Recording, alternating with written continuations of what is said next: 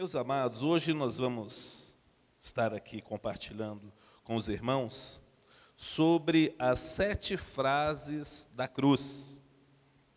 Lucas, capítulo 23, a partir do verso 33.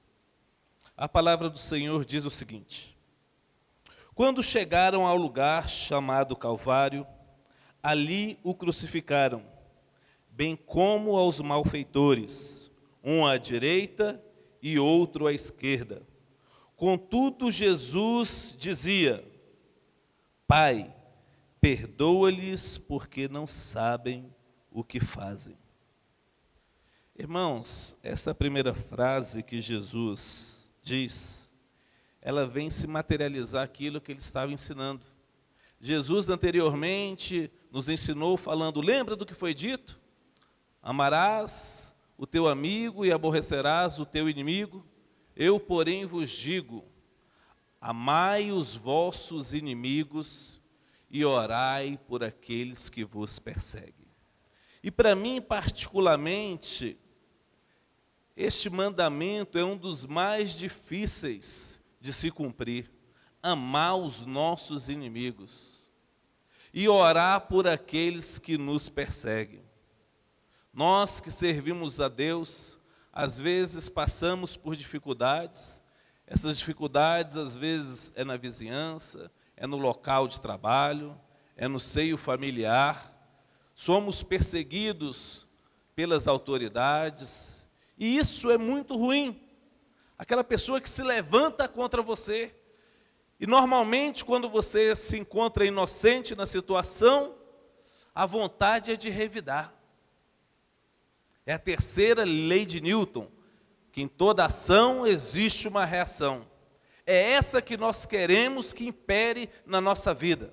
A nossa natureza humana, ela clama por isso. E você chegar ao ponto de amar o seu inimigo e orar por aquele que te persegue, é algo divino. É algo divino. E nós que somos servos de Deus, nós utilizamos de um jargão muito interessante. Colocar nas mãos de Deus. Eu te entrego nas mãos de Deus. Deus, eu quero colocar aquele meu vizinho, é quase aquele meu vizinho endemoniado, eu quero colocar nas tuas mãos. Irmãos, e quando oramos assim, estamos dizendo, Senhor, eu quero colocar esse vizinho na sua mão. Agora fecha, Pai. Fecha a mão. Aperta, aperta. A vontade é essa. Mas Deus nos amou de tal maneira que enviou Jesus. Nós que éramos os seus inimigos. Nós que não o respeitava, que não o amava, que merecíamos, na verdade, a condenação eterna. Deus, pela sua graça, pelo seu amor, pela sua bondade, pela sua misericórdia, Ele vem aqui e envia Jesus Cristo, o seu Filho, por amor a nós. E Jesus vem e nos ensina, amai os vossos inimigos, porque se não fizermos isso, e se nós agirmos da maneira que todos agem, que diferença há no povo de Deus? Nós nos encontramos aqui e servimos a Deus para sermos diferentes. Não para sermos instrumentos de reação, mas para sermos instrumentos de amor, de amar, de refletir aquilo que Deus colocou dentro do nosso coração. Refletir o homem que nasceu de novo. Nós não fomos crucificados com Cristo. Nós com Cristo não fomos sepultados. Com Ele nós nascemos de novo em novidade de vida. Somos uma nova criatura. Então nascemos com Ele, com as mesmas características que Ele tem. E a característica mais importante é o amor. Somos instrumentos de amor. E foi isso que Jesus nos ensinou. Jesus tinha passado pelo Calvário. Jesus foi chicoteado. Jesus foi despido.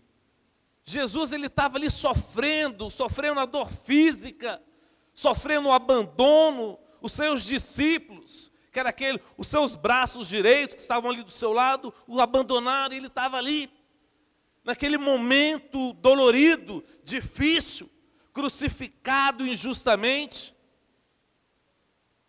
E qual é o seu primeiro ensinamento? Amor. Pai, perdoa-lhes. Pai, perdoa-lhes, porque eles não sabem o que estão fazendo. Eu já fui, irmão, perseguido no meu trabalho, injustamente. E quando a injustiça vem sobre nós ficamos muito indignados. Eu não conseguia olhar para o sujeito que tinha sugerido minha punição injusta. Eu falava assim: Deus, tem misericórdia de mim. Eu preciso olhar para essa pessoa com os olhos do Senhor. E eu orei por ele, foi difícil, irmãos, porque a vontade era aquela, entregar nas mãos de Deus e pedir para Deus fechar. Mas eu orei. E um dia eu até conversando com um amigo dele, e veio assim uma paz no meu coração, eu falei: gente, eu não sinto mais nada. Eu não sinto mais nada. Na verdade, nós temos que ser além, nós temos que amar, temos que buscar, temos que ser instrumento de Deus na vida daquela pessoa, temos que pedir que o Espírito Santo venha abrir os seus olhos, que Ele venha fazer justiça, que aquela pessoa venha ser instrumento de Deus, que Ele venha ser meu irmão, meu amigo. E é esse primeiro ensinamento que Jesus traz, é o ensinamento do amor. Porque da mesma forma que nada nos separará do amor de Deus, nem a vida, nem a morte, nem as potestades, nem os anjos, absolutamente nada nos separa do amor de Deus. Esse amor extraordinário, esse amor tem que refletir na minha vida e na sua vida.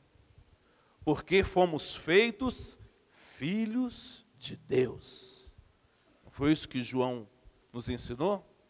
Não é isso que nos consta lá? Aqueles que os receberam, deram os poderes de serem feitos filhos de Deus. Então Jesus vem e nos ensina, dessa forma extraordinária, ali naquele momento mais difícil da sua vida.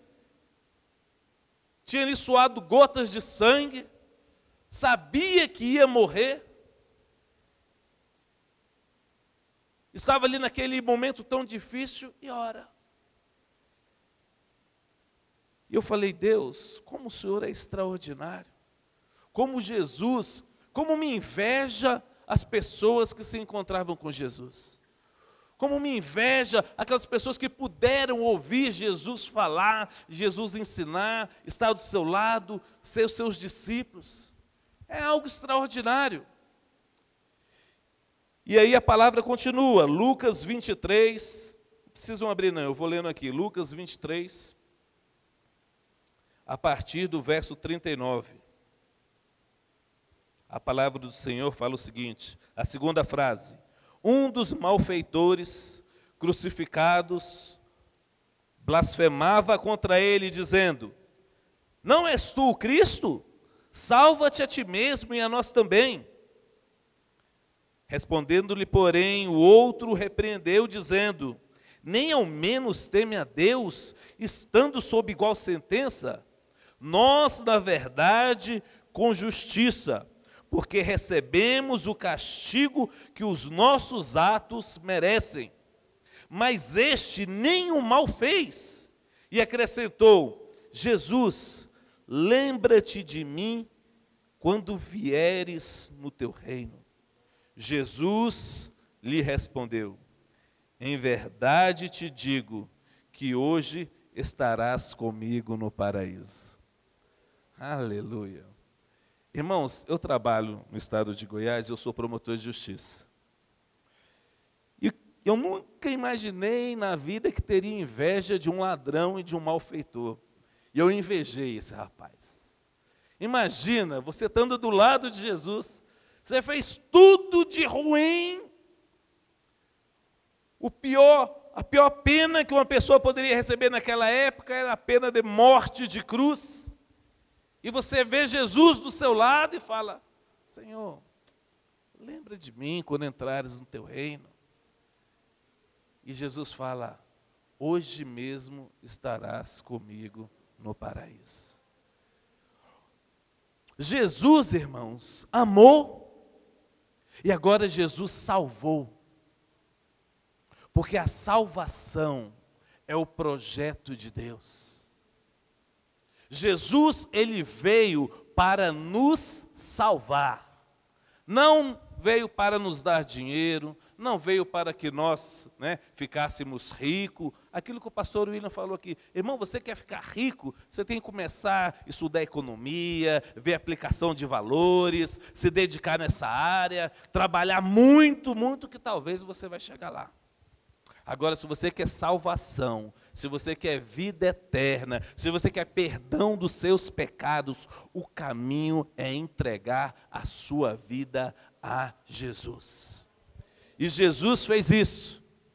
Na última hora ali, no último momento, Jesus ainda salva o ladrão que está na cruz. O que Jesus nos ensina, irmãos?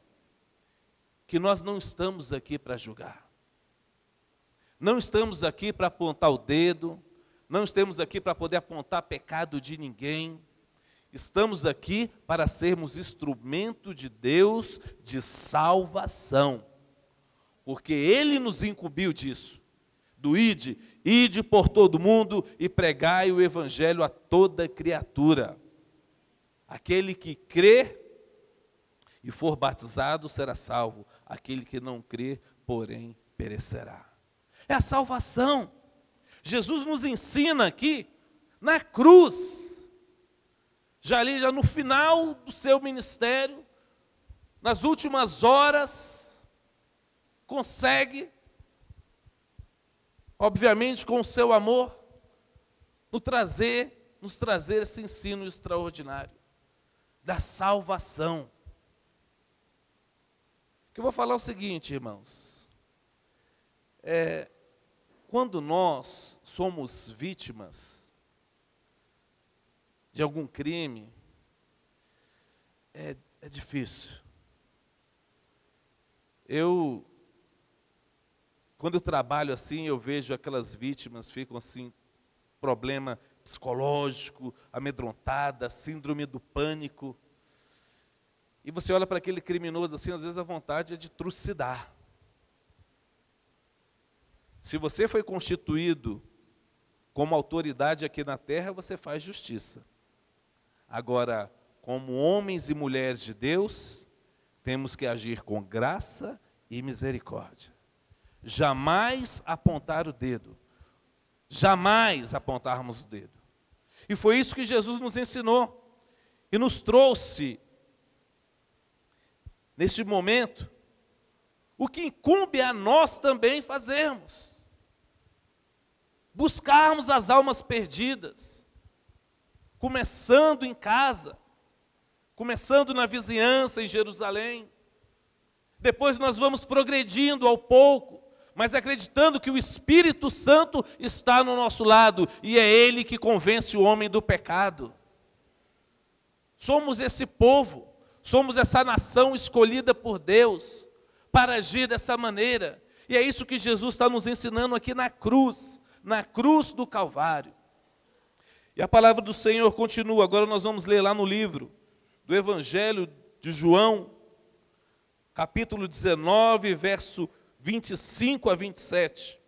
E junto à cruz estavam a mãe de Jesus e a irmã dela, e Maria, mulher de Clopas, e Maria Madalena. Maria Madalena. Está ali a Maria Madalena. Vendo Jesus sua mãe, e junto a ela o discípulo amado, disse: mulher, eis aí o teu filho. E depois disse ao discípulo: eis aí a tua mãe. Dessa hora em diante o discípulo a tomou para a sua casa. Irmãos, às vezes nós temos um pouco de repulsa a Maria. Parece que quando fala em Maria, está querendo chamar o crente para a briga. Talvez porque os católicos, né, têm a Maria como a mãe de Deus, oram por ela, né, acredita que é intercessora.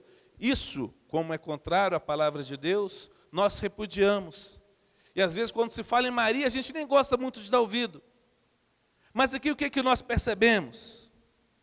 Nós percebemos que Jesus está ali na cruz e vê ali Maria, a sua mãe, e ele se comove por ela. Porque eu quero falar algo para vocês, eu acho que não existe uma dor maior do que uma mãe que perde um filho. E em nome de Jesus isso daqui não vai acontecer com ninguém. Não existe coisa pior do que um pai enterrar um filho. E Jesus estava ali na cruz e estava vendo a sua mãe como um instrumento que foi utilizado para que ele viesse aqui à terra. E Maria, quando ela estava olhando Jesus, ela não estava olhando Jesus, o Salvador, ela não estava olhando o Cordeiro Santo que desceu do céu, ela estava olhando o filho dela sendo morto.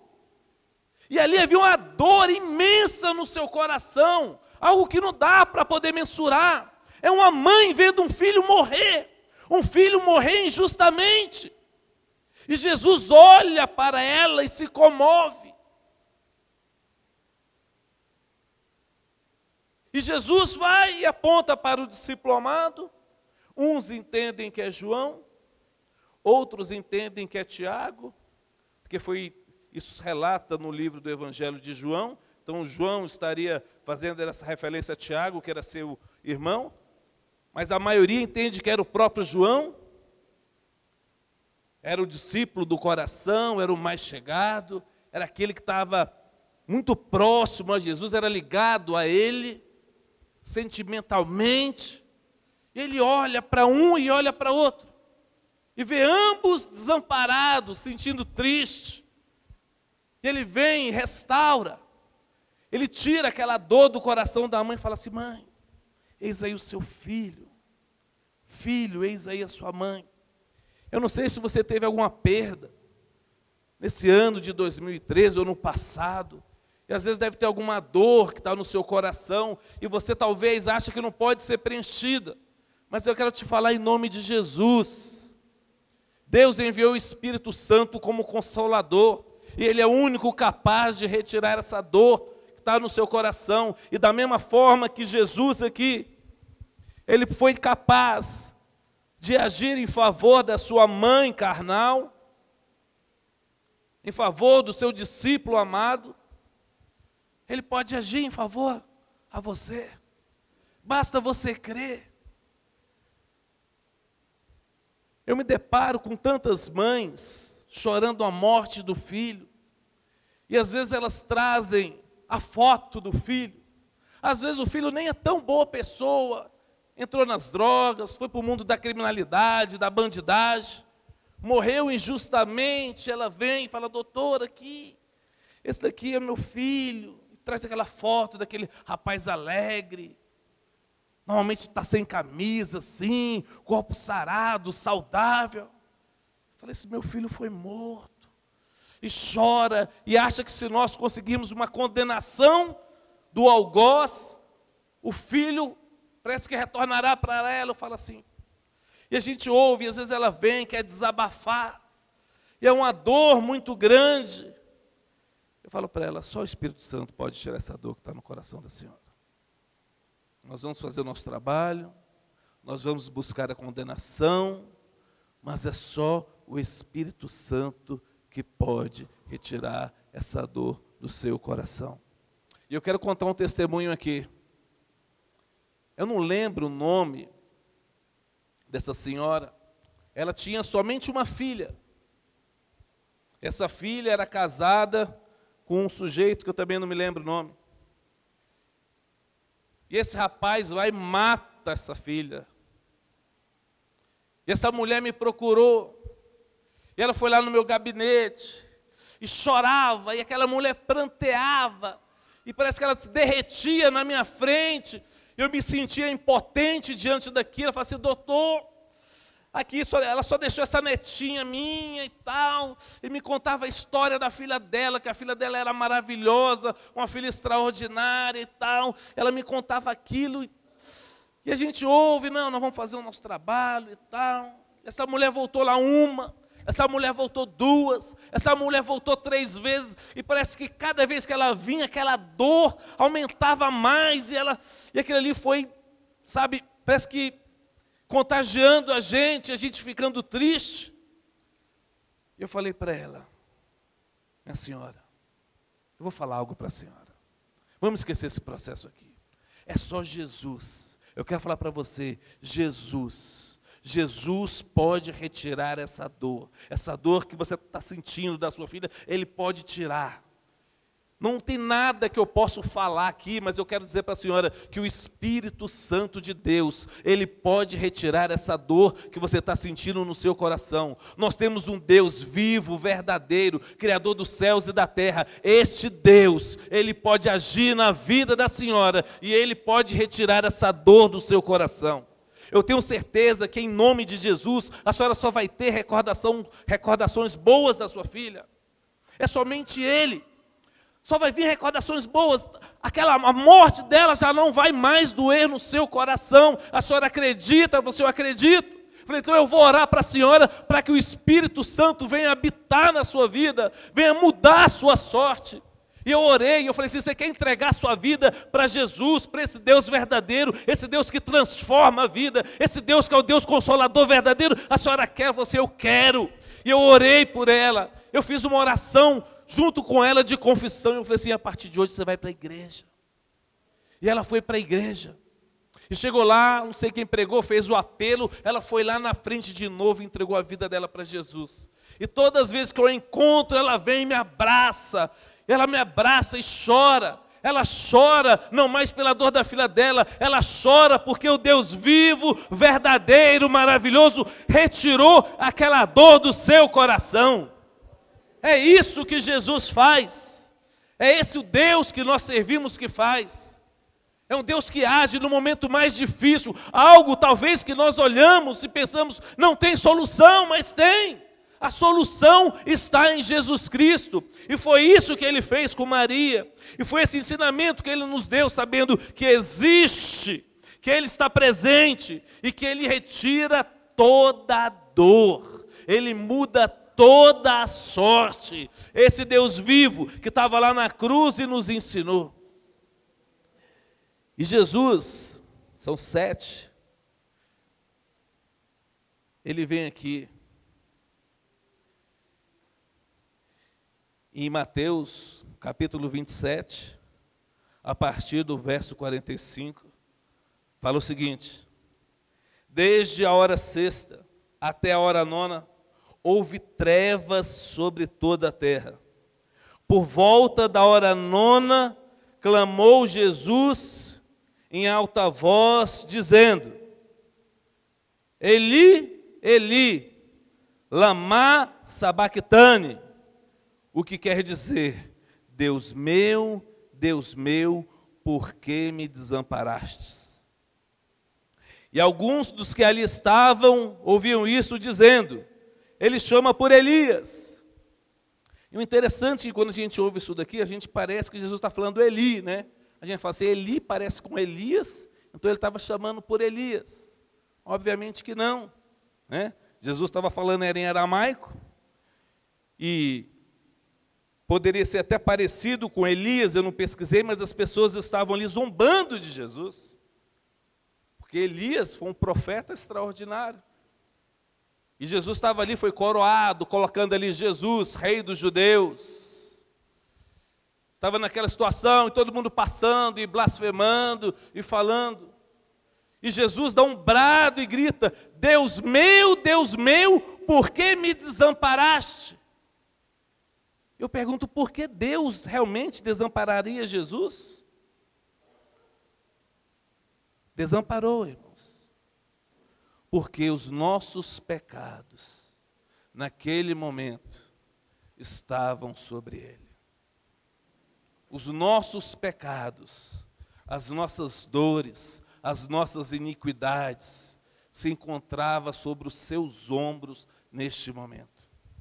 E neste momento, Deus se separa. E ele sente, porque não existe coisa pior do que se separar de Deus. E ele grita e fala: Deus meu, por que me desamparaste? Sentiu a dor do meu lugar, sentiu a dor no seu lugar, pelas suas transgressões, pelas minhas transgressões, pelos meus pecados, pelos seus pecados.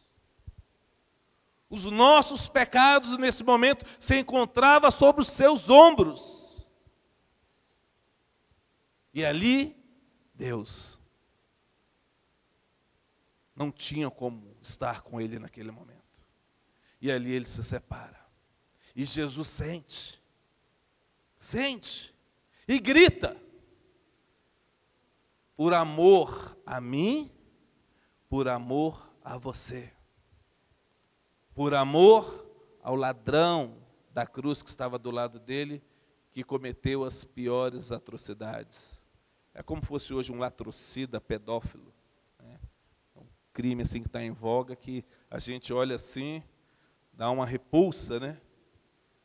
Mas todos estes, os piores que você imaginar, se encontrava sobre os seus ombros. Porque Jesus tomou sobre si todas as nossas transgressões. Passamos a ser justos porque ele foi injustiçado. Passamos a ser santos porque ele tomou sobre si todas as nossas transgressões. E aí, logo à frente, Jesus vem, João capítulo 19, verso 18, 19, 28, 29, fala assim: depois, vendo Jesus que estava tudo consumado para se cumprir a Escritura, disse: tenho sede. E por que Jesus diria tenho sede? A pessoa, quando ela está morrendo, quando a pessoa leva um tiro, facada, é engraçado, eu até descobri isso trabalhando. Normalmente ela pede água, ela tem sede, dá uma secura na boca. E jamais dê água. Se der água, você vai acelerar e a pessoa vai morrer mesmo.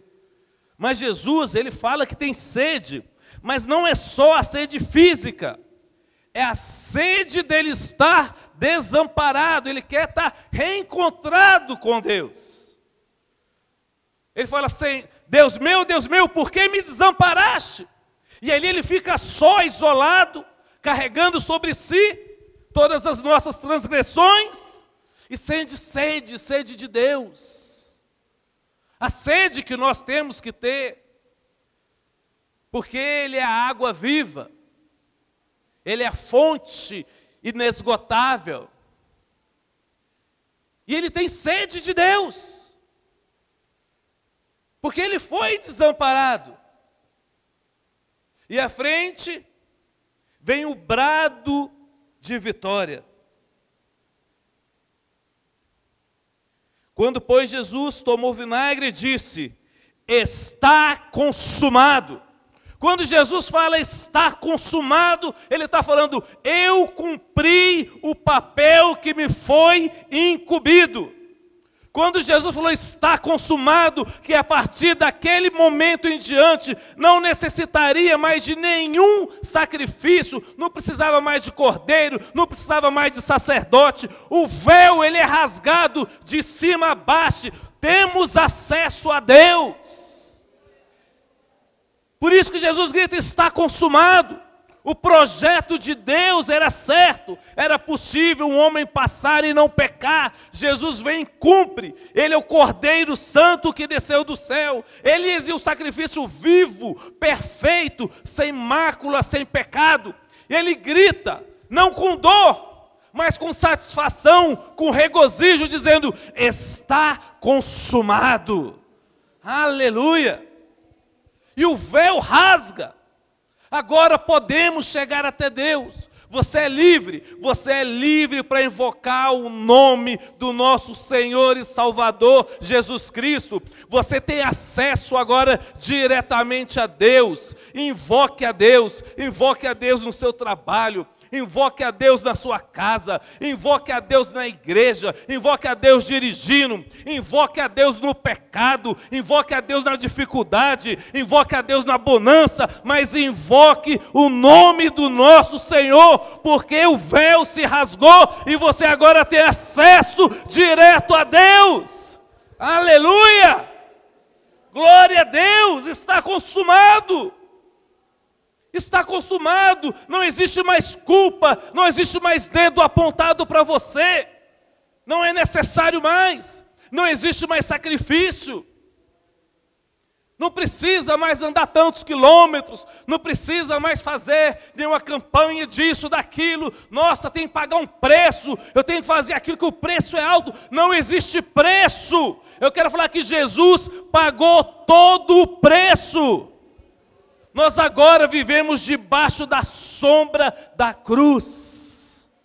Aleluia!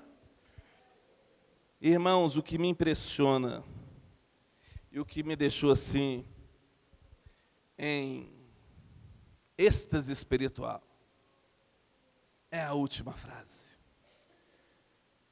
É a última. E olha só.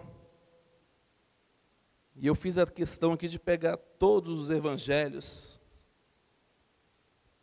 E o primeiro está lá, Mateus 27, 50. E Jesus, clamando outra vez, com grande voz, entregou o Espírito. Em Marcos, capítulo 15, verso 37, fala, mas Jesus, dando um grande brado, expirou. Em Lucas capítulo 23, verso 26, então Jesus clamou em alta voz, Pai, nas tuas mãos entrego o meu espírito. Tendo dito isto, expirou. E em João capítulo 19, verso 30, segunda parte, fala, inclinando a cabeça, rendeu o espírito. Eu não sei se vocês perceberam. Nenhum dos 4 evangelhos afirma que Jesus morreu. Eles falam que ele entregou o Espírito. Por que que eles não falaram que ele morreu? Ele não morreu porque ele venceu a morte. Jesus, ele não morreria, irmãos, se ele não entregasse o Espírito dele.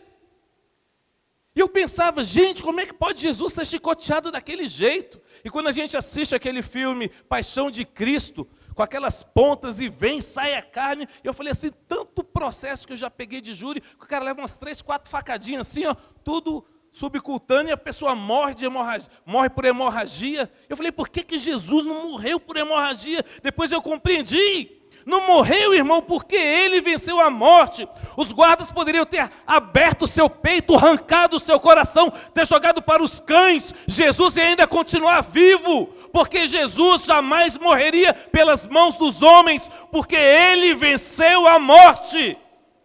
Por isso que ele fala, Pai, entrego o meu espírito.